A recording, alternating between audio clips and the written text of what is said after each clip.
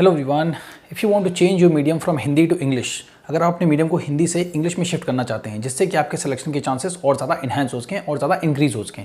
आपने हिंदी मीडियम से first class से लेकर के इंग्लिश मीडियम है ना, फर्स्ट क्लास से लेकर के इंटरमीडिएट तक या ग्रेजुएशन तक सब कुछ आपने हिंदी मीडियम से अगर पढ़ाई की है, उसके बाद भी आपको लगता है कि नहीं यार, is it possible to change the medium at this stage, right, for the UPSC? Yes, the answer is yes. It is definitely possible to change your medium from Hindi to English despite having studied from the first class to the intermediate or even to the graduation throughout in Hindi medium. You can definitely change your medium from Hindi to English.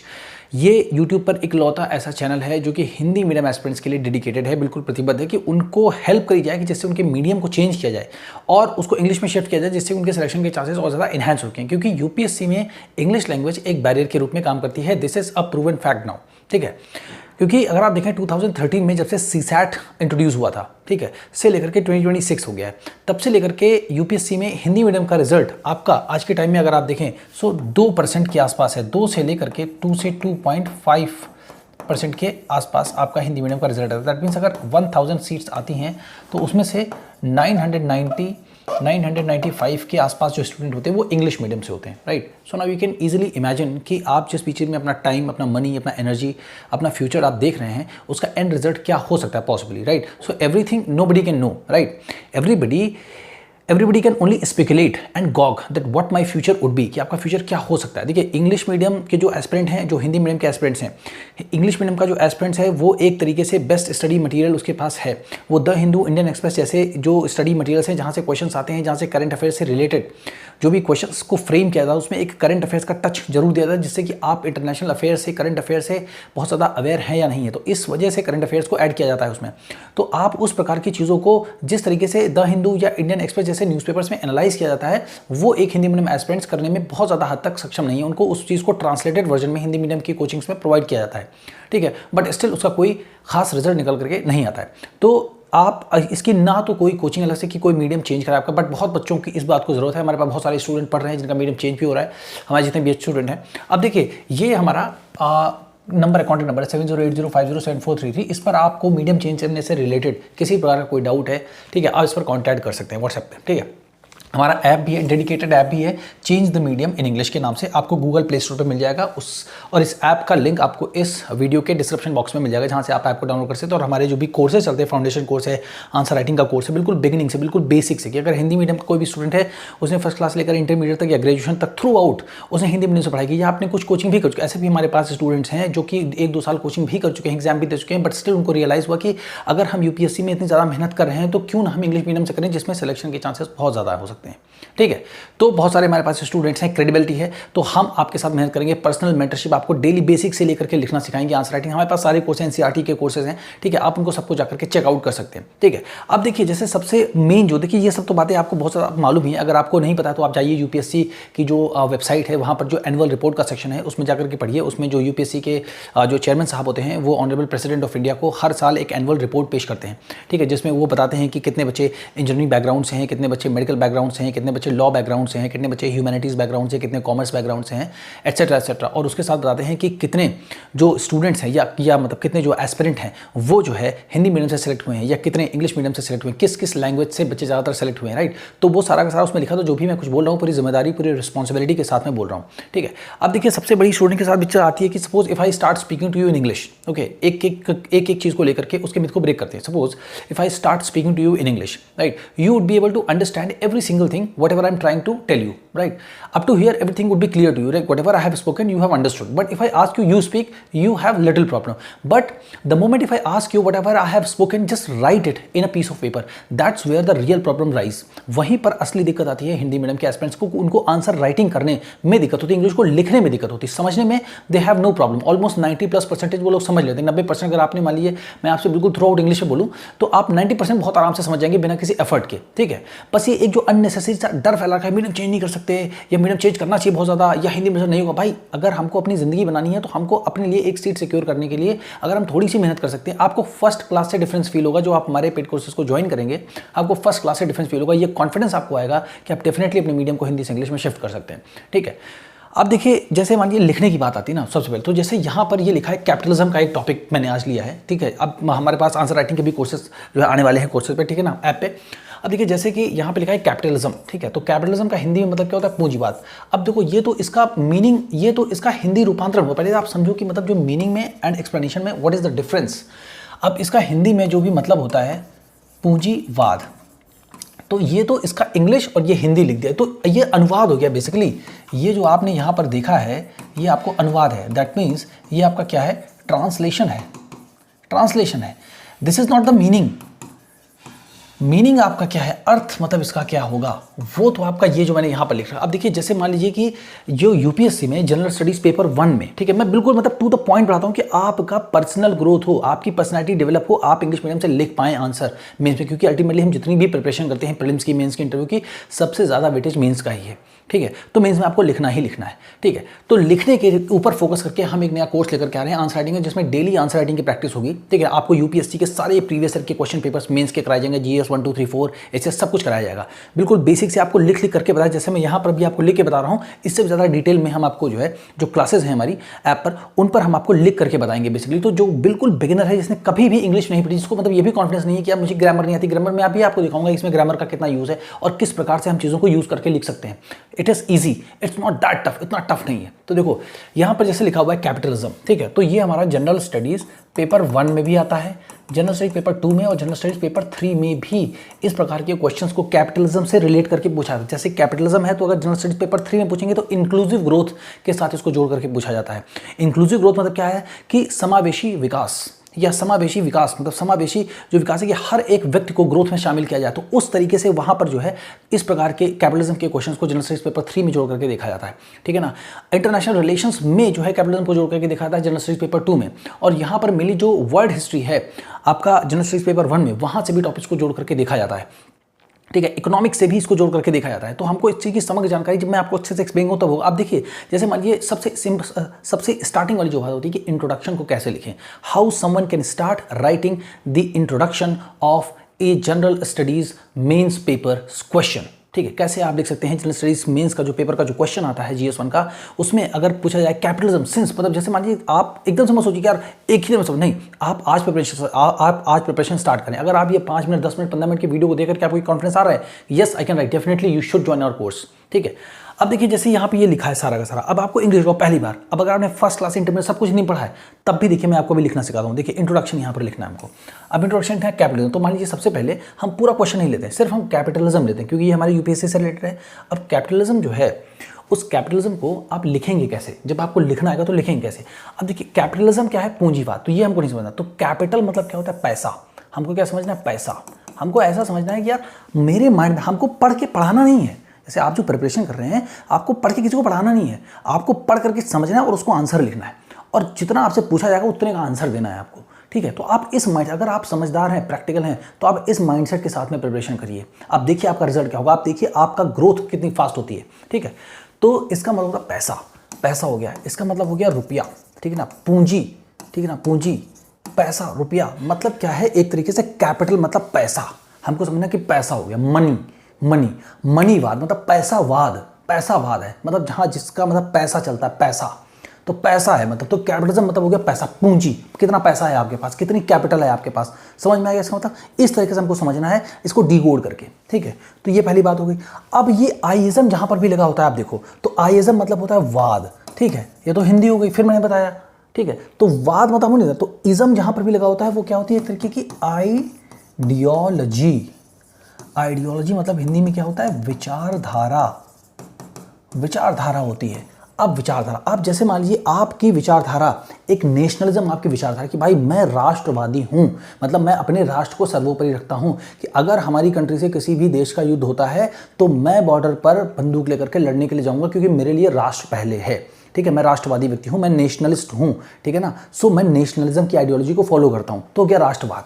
तो ism मतलब होता है यहां पर ideology, मतलब विचारधारा, मतलब आप राष्ट्र की विचारधारा से ड्रिवन हैं, राष्ट्र की विचारधारा से मोटिवेटेड हैं, उत्साहित हैं आप, ठीक है। उसी प्रकार से कैपिटलिज्म, तो कैपिटल मतलब जो विचारधारा पूंजी की बात करे, पैसे की बात करे, रुपया की बात करे, प्रॉफिट की बात करे, ठीक है ना, फायदे की बात करे, मुनाफे की बात करे, उसको हम क्या बोलते हैं, कैपिटलिज्म, ठीक है। अब इसका मतलब क्या होता है, प्रैक्टिकलिटी मतलब स्वार्थी, आप समझ सकते हो। और अगर अच्छे समझो मतलब सेल्फिश, कैपिटलिज्म इज सेल्फिश, कि भाई मेरा फायदा होना चाहिए एट एनी कॉस्ट, ठीक है। तो कैपिटलिज्म क्या, तो इसी प्रकार से जब आप वर्ड को एक बड़े डायमेंशन में समझने लगोगे, ठीक, अब जैसे आपसे जो भी मैं वर्ड बोला उनको सुन के डरिए मत, आप कह रहे ये तो बहुत बड़ा, मैं हिंदी मीडियम का भी स्टूडेंट है तो नहीं, सुनते सुनते सब कुछ आ जाएगा, आपको सब कुछ आएगा। अभी देखिए ये 10-15-20 मिनट की क्लास में ही आपको लिखना आ जाएगा। अब जैसे आप समझिए ना कि पैसा, स्वार्थीवाद एक तरीके से, भाई स्वार्थ छिपा है, पैसा चाहिए, प्रॉफिट चाहिए, पैसा चाहिए हमको, ऐसा काम करे पैसा। अब कहाँ से आएगा? बिजनेस से ही तो आएगा ना पैसा, प्रॉफिट बिजनेस, क्योंकि सरकार प्रॉफिट के लिए काम नहीं करती, सरकार भलाई के लिए, वेलफेयर के लिए, कल्याण के लिए काम करती है।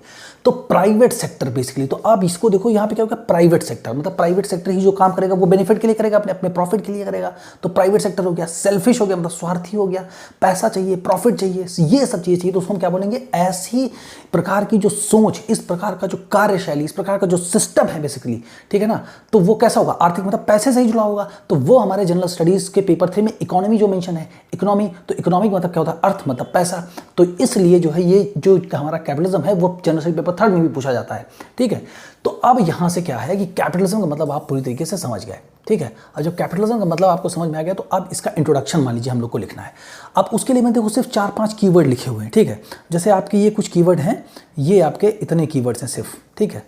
ये आपके टोटल 4 कीवर्ड्स लिखे हुए हैं, इन्हीं 4 कीवर्ड्स से हम इसका इंट्रोडक्शन लिख देंगे, जो कि एकदम सही है, प्रैक्टिकल है, यूपीएससी में लिखने लायक है, ठीक है।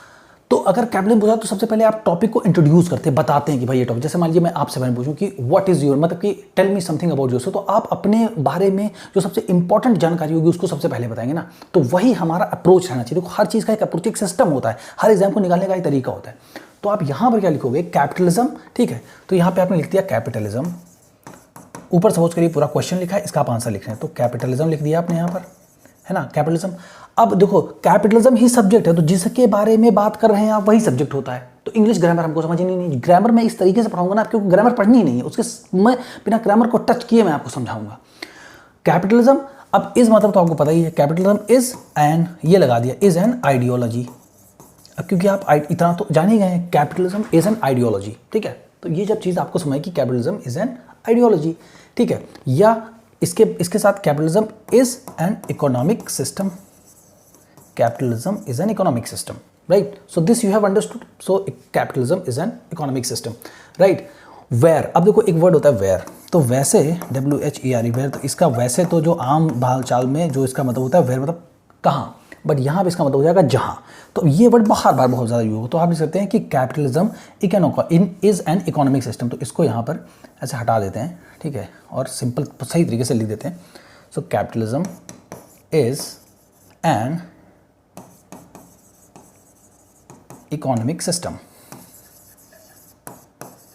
इकोनॉमिक सिस्टम या आइडियोलॉजी आपको पता ही हो गया, ठीक है। तो capitalism is an economic system. तो देखो आपने क्या लिखा, इस कीवर्ड को उठा के यहाँ लिख दिया इकोनॉमिक सिस्टम, ये जो कीवर्ड है इसको उठा करके आपने यहाँ लिख दिया इज एन इकोनॉमिक सिस्टम, ये एक आर्थिक व्यवस्था है, ठीक है ना। अब कहाँ है? प्राइवेट इंडिविजुअल्स या बिजनेस, तो प्राइवेट सेक्टर बोलो या प्राइवेट इंडिविजुअल्स है, अडानी हो गए, अंबानी हो गए, टाटा बिरला, ये सब क्या है? प्राइवेट इंडिविजुअल्स हैं। और बिजनेस लिख दो, जो व्यापार है बेसिकली, है ना। तो capitalism is an economic system where, मतलब जहां पर, अब वेयर का मतलब हो जाएगा जहां पर, ठीक है ना। जहां पर क्या है? प्राइवेट इंडिविजुअल्स आपको लिख देना है, private individuals, private individuals and businesses,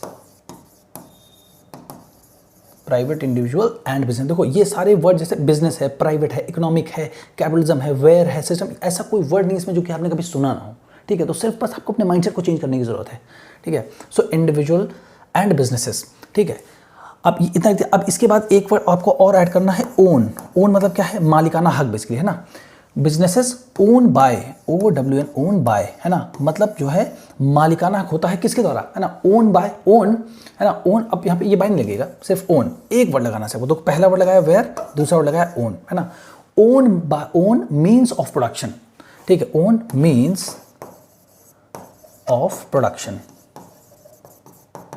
अब मीन्स ऑफ मतलब जो है प्रोडक्शन क्या होता है, मतलब उत्पादन, किसी भी चीज़, मान लीजिए कोई फैक्ट्री है, कुछ उत्पादित कर रहे हैं, कुछ बना रहे हैं, उसमें कपड़ा बना रहे हैं, ठीक है ना, जूते बना रहे हैं, ठीक है, कुछ बना रहे हैं। तो मीन्स ऑफ प्रोडक्शन मतलब क्या होता है? जैसे आपके पास ज़मीन होनी चाहिए, तो वो भी उसी प्राइवेट सेक्टर आदमी की होती है, ठीक है ना। लेबर जो है उसको भी वही मतलब पैसे पे करता है, ठीक है ना। कैपिटल है, जो भी पैसा वगैरह है वो भी, ठीक है ना, जो भी मशीन्स वगैरह हैं, ठीक है ना, वो सब उसकी है। तो बेसिकली क्या है? मीन्स ऑफ प्रोडक्शन ये हो गया, मीन्स ऑफ प्रोडक्शन मतलब क्या, अगर आप कोई भी मान लीजिए कोचिंग खोलना चाहते हो तो आपके पास डिजिटल बोर्ड होना चाहिए, आपके पास टीचर्स होनी चाहिए, टीम होनी चाहिए, लैपटॉप होनी चाहिए, इलेक्ट्रिसिटी कनेक्शन होना चाहिए, सीट्स होनी चाहिए, है ना, ये सब एयर कंडीशन होता है, ये सब क्या है, ये सब बेसिकली क्या है, मीन्स ऑफ प्रोडक्शन है। तो आप मतलब क्या प्रोड्यूस कर रहे हैं, आप शिक्षा प्रोड्यूस कर रहे हैं, आप नॉलेज प्रोड्यूस कर रहे हैं, उसी प्रकार से, ठीक है। तो क्या capitalism is an economic system, एक वर्ड खाली आपको सीखना वेयर। इसी प्रकार का सोचो हर एक टॉपिक होगा उसको इसी तरह से लिखना होगा ना भाई, इंट्रोड्यूस करोगे ना टॉपिक को। तो capitalism is an economic system where private individuals and businesses own, मतलब जो है वो मतलब ओन करते हैं, मतलब ओन मतलब होता है अपना, है ना, तो ओन करते हैं मतलब बेसिकली वो मालिक होते हैं, है ना, किसके, मींस ऑफ प्रोडक्शन के। अब देखो मींस ऑफ प्रोडक्शन, ठीक है, तो ये समझ गए मींस ऑफ प्रोडक्शन हो गया। फिर क्या डिस्ट्रीब्यूशन, तो मतलब उसको बनाने के बाद उसको कैसे वो डिस्ट्रीब्यूट करेंगे, मतलब कैसे वो सेल करेंगे, बेसिकली डिस्ट्रीब्यूट करेंगे, है ना, या है ना, और फिर कॉमा लगाएंगे एंड एक्सचेंज, एंड लगा दीजिए, और एक्सचेंज कैसे करेंगे, कैसे मार्केट में उसको सेल करेंगे, बेचेंगे ना, एक्सचेंज करेंगे, ठीक है। अब क्यों करेंगे ये सब, है ना, एक्सचेंज किसके लिए, फॉर प्रॉफिट, है ना, फॉर मतलब के लिए होता है, फॉर प्रॉफिट, फॉर प्रॉफिट, है ना। अब ये फॉर प्रॉफिट, अब देखो ये फ्री मार्केट फोर्सेज जो है ये बहुत इसका कीवर्ड है, क्योंकि ये मतलब एक तरीके से पहचान है कैपिटलिज्म की, राइट। तो regulated by free market forces, है ना, तो रेगुलेटेड बाय सिर्फ एक वर्ड आपने और लिख दिया, regulated by free market forces. अब ये आपका इंट्रोडक्शन लिख करके यहाँ पर रेडी हो गया। क्या है, capitalism is an economic system, जैसे मैंने आपको समझा दिया पहले पूरा, यहाँ पर ये सब आप रिकॉल कर लीजिए, वेयर जहाँ पर प्राइवेट इंडिविजुअल्स एंड बिजनेसेस, वही है ना, अडानी अंबानी बिरला ये सब, है ना, बिजनेसेस ओन मतलब जो है मालिकाना हक है किसका, मीन्स ऑफ प्रोडक्शन का, है ना, मीन्स ऑफ का साधन, प्रोडक्शन उत्पादन करने के साधन कौन कौन से हैं, लैंड होना चाहिए, है ना, ये सब कैपिटल होना चाहिए, आपके पास मशीन होना चाहिए, लेबर होना चाहिए, ये सब के पास पैसा, तो ओन मीन्स ऑफ प्रोडक्शन, है ना, डिस्ट्रीब्यूशन कैसे उसको डिस्ट्रीब्यूट करेंगे, डिस्ट्रीब्यूशन, है ना, डिस्ट्रीब्यूशन एंड एक्सचेंज, है ना। अब वो किस चीज़ के लिए करेंगे, फॉर प्रॉफिट, क्योंकि प्रॉफिट के लिए है ना, regulated by the free market forces या फ्री मार्केट इकोनॉमी, ठीक है कि जो भी रूल्स रेगुलेशन बनेंगे उस हिसाब से सब कैसे। अब देखो इतनी मिनट में आप ये सब चीज़ें को समझ गए, ठीक है। इसी प्रकार से आपको डेली के डेली यूट्यूब पर भी बहुत सारे लगभग हर चीज़ के आंसर राइटिंग को सिखाया जाएगा। फिर हम मेंस बॉडी पे आएंगे, मेन बॉडी पे आएंगे, कैसे कंक्लूजन को लिखा जाएगा, है ना। तो इस तरीके से आपको चीज़ों को समझ। अब देखो अगर आप हिंदी मीडियम में पढ़ोगे तो कीवर्ड्स तो आप याद ही करोगे ना, तो भाई जब इंग्लिश में लिखने से नंबर आ रहे हैं तो अपने भविष्य को आपको दांव पे क्यों लगाना है, ठीक है। मैं तो हिंदी मीडियम स्टूडेंट्स की ही तरफ हूँ, हिंदी मीडियम एस्पिरेंट्स की ही तरफ हूँ, मैं तो उनका ही भला चाहता हूँ, उनको ही मैं चाहता हूँ कि उनको ऐसी हेल्प मिले, जो कि तो बहुत सारे बच्चे हैं जिनको ये ज़रूरत है कि वो मीडियम चेंज करें, पर उनके लिए कोई कोचिंग नहीं है, ना ही ऑफलाइन मोड में ना ही ऑनलाइन मोड में, ठीक है। और बड़े बड़े जो टीचर हैं अब मतलब यूपीएससी फील्ड में जो हैं, उनका खुद का कहना है कि यूपीएससी का जिस प्रकार से हिंदी मीडियम का रिजल्ट आ रहा है वो बहुत ज़्यादा दुखदाई है। अगर आप अपने मीडियम को 1% भी चांस है चेंज करने का तो आप डेफिनेटली उसको चेंज कर लीजिए, ठीक है। तो आपकी लाइफ है, आपका डिसीजन है, आप अपने आप को सेंटर में रखिए और देखिए कि जो भी आप डिसीजन लेने जा रहे हैं लाइफ में, ठीक है, उसका एंड रिजल्ट क्या हो सकता है, ठीक है। देखिए यूपीएससी में जो हिंदी मीडियम के एस्पिरेंट्स हैं, बहुत सारे लोग यूपीएससी के मुखर्जी नगर में ही मैप सेल करते हैं, मतलब ऐसा भी न्यूज़ में आया था, मैंने देखा था आज तक वगैरह में, ठीक है। तो ये बहुत ही दुर्भाग्यपूर्ण है कि मतलब यूपीएससी की प्रिपरेशन करने वाला जो स्टूडेंट है, जो एस्पिरेंट है, वो मतलब इस स्तर पर ना जाए कि उसको मतलब अपनी रोजी रोटी कमाने के लिए लोग मतलब वहाँ की कोचिंग में मतलब जा करके बैठते हैं, मतलब जो है कोचिंग में जा करके छोटी छोटी नौकरी को करते हैं। मतलब आप इतना पढ़ने के बाद, इतना मेहनत, इतना रिसोर्सेज, इतना टाइम, इतना एनर्जी, इतना यूथ लगाने के बाद अगर आप हिंदी, क्योंकि भाई देखो आपसे हिस्ट्री, ज्योग्राफी, पॉलिटी, इकोनॉमी कोई पढ़ाएगा नहीं अपने घर में, है ना, आपको ट्यूशन भी नहीं पढ़वाने को मिलेगा। इसलिए आप सोच समझ करके इस एग्जामिनेशन की प्रिपरेशन को चूज़ करिए और उसमें पूरी जान लगा दीजिए, ठीक है। और सबसे ज़्यादा मैं इस एग्जामिनेशन की प्रिपरेशन पे इसलिए बता देता हूँ कि कोई भाई इस एग्जामिनेशन में आपको ट्रांसपेरेंसी है एक तरीके की कि हर बार जिस डेट को एग्जामिनेशन प्रस्तावित है उस तारीख को एग्जाम होगा आपका, उसके बाद आपका रिजल्ट भी आएगा। और आज तक जब तक मतलब हम लोग की जो भी ज़िंदगी रही है उसमें कभी नहीं देखा कि इसमें कोई डिफॉल्टर गिरी वगैरह टाइप की कुछ हुआ हो। तो इसलिए आपकी जो मेहनत है वो रंग लेकर के आएगी अगर आप सही दिशा में मेहनत करोगे तो, राइट। तो जो भी ये हम लोग का एफर्ट है, हमारी टीम का एफर्ट है पूरा कि हम लोग हिंदी मीडियम के एस्पिरेंट्स को इतना हेल्प करें कि वो इंग्लिश मीडियम में शिफ्ट हो, इतना कॉन्फिडेंस उनके अंदर स्टिल हो कि हाँ ये जो पढ़ा रहे हैं वो सही पढ़ा रहे हैं, हमारे भविष्य को ध्यान में रखते हुए, हमारे हित को ध्यान में रखते हुए पढ़ा रहे हैं। तो अब ये आपकी मॉरल रिस्पॉन्सिबिलिटी, एक नैतिक जिम्मेदारी है कि आप इस चैनल के सब वीडियोस को जो भी आप देख रहे हैं उसको आप अपने हिंदी मीडियम एस्पिरेंट्स के बीच में शेयर करें, जिससे कि ये वीडियो ज़्यादा से ज़्यादा जो हिंदी मीडियम के एस्पिरेंट्स हैं उन तक पहुँच सके, राइट। और ज़्यादातर हिंदी मीडियम के एस्पिरेंट्स के सिलेक्शन के चांसेस को हम लोग